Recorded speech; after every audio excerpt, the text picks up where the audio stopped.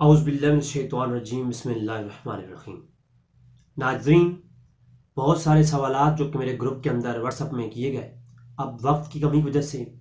हर किसी शख्स का अलग अलग से जवाब देना ये बिल्कुल मैं समझता हूँ कि मुहाल होता है कि हर शख्स को इनबॉक्स में या ग्रुप के अंदर मुखातिब करके जवाब दिए जाए। फिर एक बहस का तवील सिलसिला शुरू हो जाता है जिसका इख्ताम पजीर होना यानी नामुमकिन हो जाता है।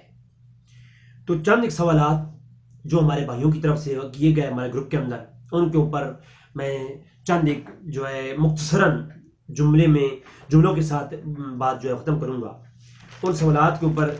थोड़ी सी जो है वो गुफ्तगू होगी। सबसे पहले सवाल जो किया गया वो ये था कि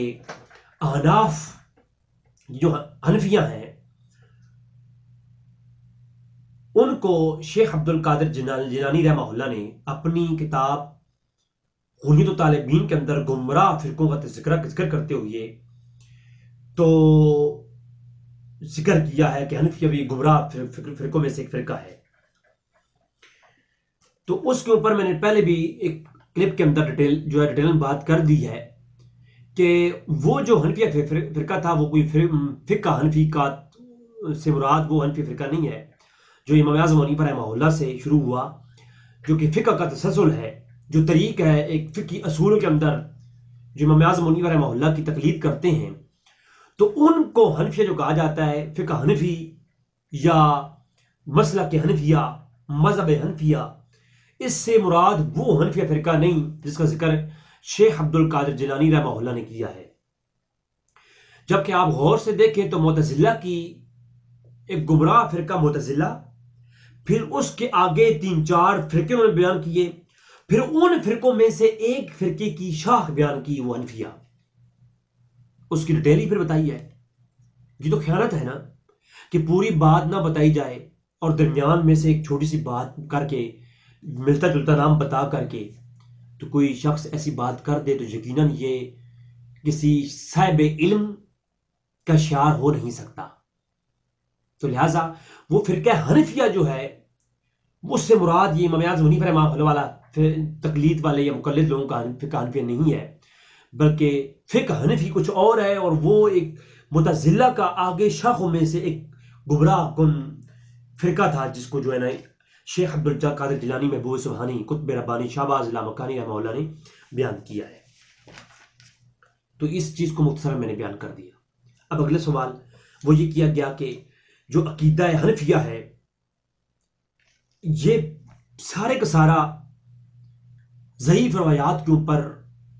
खड़ा हुआ एक इमारत है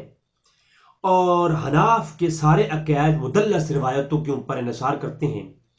लिहाजा तदलीस वाली जो रवायत है उसको इमाम शाफी के नज़दीक ज़ईफ़ तरीन करार दिया गया है। तो इस वीडियो के नीचे मैं लिंक लगा दूंगा या अपनी कम्युनिटी पोस्ट के अंदर भी मैं लिंक लगा दूंगा। इमाम शाफी का तदलीस वाली रवायतों के ऊपर हुक्म। अल्हम्दुलिल्लाह बंदे फ़कीर का तकरीबन 1 साल पहले इमाम शाफी रहमहुल्लाह की किताबों से मैंने साबित किया था कि इमाम शाफी रहमहुल्लाह पर ये जो इल्ज़ाम लगाया जाता है कि इमाम शाफी के नज़दीक जिस शख्स ने एक बार भी तदलीस की हो उसकी कोई और रवायत जो कि सही सनद के साथ साबित भी हो तो इसको किसी मुदल्लस रावी से तदलीस वाली रवायत या कोई सही रवायत भी इमाम शाफी कबूल नहीं करते थे। ये बहुत बड़ा बहतान है जो कि हाफिज ज़ुबैर अहमद ज़ही साहब ने अपनी किताबों के अंदर नकल करके एक गलत रवश पेश की अवाम अहले सुन्नत के सामने और अवाम मुस्लिमीन के सामने कि इमाम शाफी रहमहुल्लाह ने हर तदलीस वाली और हर मुदल्लिस रावी को ही मन गढ़त और हर मुदल्लिस रवायत को ही मन गढ़त करार दिया है। मुदल्लिस रवायत, मुदल्लिस रावी और तदलीस वाली रवायत, क्यों तदलीस के ऊपर इमाम शाफी का जो अकवाल है उसके ऊपर मेरा सुफियान सौरी की तदलीस और इमाम शाफी का हुक्म, इसके ऊपर मेरे घंटों का लेक्चर ऑलरेडी 2 साल पहले का अपलोड है,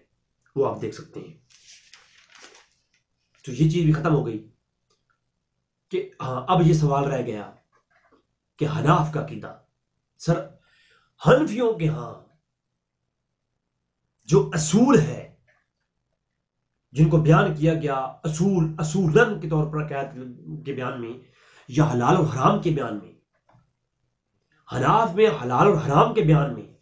जितने भी अकीदे मौजूद हैं उनके ऊपर सही सनद रवायात मौजूद है कि हनीफिया का एक अकीदा भी, एक अमल भी गैर सही रवायत के ऊपर नहीं है। हनाफ का एक एक अमल हलाल और हराम के मामले में जो है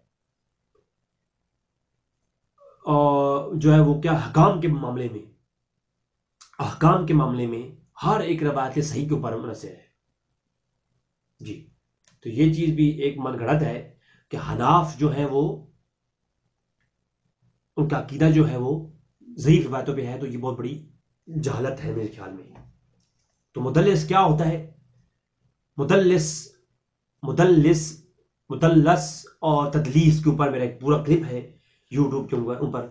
वो भी आप देख सकते हैं। बाज़ लोग तो ऐसे हैं जिनको मुरसल खफी और तदलीस के मबैन उनको फर्क नहीं मालूम, और यूट्यूब के ऊपर आप वो देखें, वो तदलीस करके रवायतों को ज़ईफ़ करके फेंक रहे होते हैं। और फिर जो तबका उला और तबका सानी के मुदल्लिस हैं, इमाम बिन हजर की मुख्तलिफ किताबों से मैंने ऑलरेडी दर्जनों मेरे करीब अपलोड है इस उन्वान पर, उन्होंने वाज़ेह बयान किया है कि तदलीस वाली जो रवायत होती है वो काबिल कबूल होती है। लिहाजा इन चीज़ों को भी आप अपने काबिल गौर रखें इन चीज़ों को भी। अच्छा, अब